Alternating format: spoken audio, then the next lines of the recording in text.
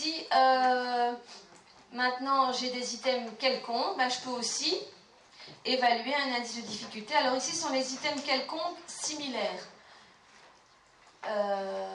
On reviendra tout à l'heure sur la notion de similarité. Mais donc, c'est un petit peu différent, mais vous allez voir que le calcul est exactement la même chose. Par définition, ici, l'indice de difficulté, ça va être la moyenne des notes accordées à l'item pour tous les sujets. Donc ici, j'ai un exemple où j'ai 4 items, j'ai plus remis la colonne sujet. Et vous voyez qu'ici, j'ai 1, 2, 3, pardon, 1, 2, 3, 4, 5, 6, 7, 8, 9, 10 sujets qui ont passé les 4 items. Alors, j'ai ici le score total de chacun de mes sujets. Vous voyez que c'est mon premier sujet qui est le plus fort, c'est celui-là qui est le plus mauvais, puisqu'il a des scores très bas à chacun des items. En gros, il en a réussi 1 sur les 4, et encore, il l'a réussi de manière très faible. Ok. Et donc, pour calculer mon indice de difficulté, je vais faire exactement la même chose, mais ça ressemble plus à une moyenne que tout à l'heure, puisque ce n'est pas dichotomique. Donc, je fais la somme des scores de tous mes sujets à un item, et je divise par le nombre de sujets.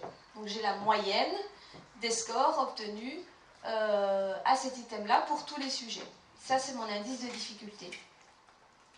Et donc, vous vous amuserez à la maison à refaire les petits calculs. Normalement, je ne me suis pas trompée. Donc, 2,9, c'est la moyenne de l'ensemble des scores des sujets à l'item 1. 2,3 à l'item 2, etc.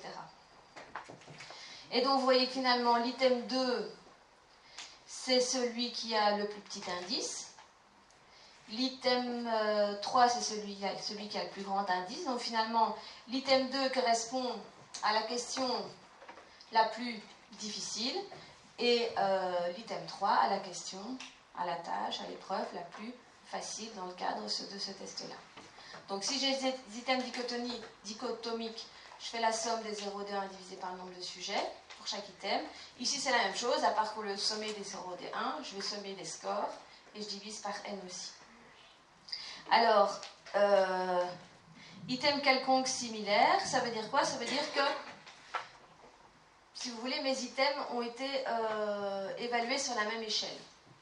Mais il se pourrait qu'à l'intérieur d'un test, j'ai des items dichotomiques, j'ai des items cotés sur 20, j'ai des items où je dois choisir entre 4 réponses, etc. Donc ce que je vais appeler des items quelconques, mais qui sont de forme variée. Alors on peut aussi calculer un indice de difficulté. Comment est-ce qu'on va faire?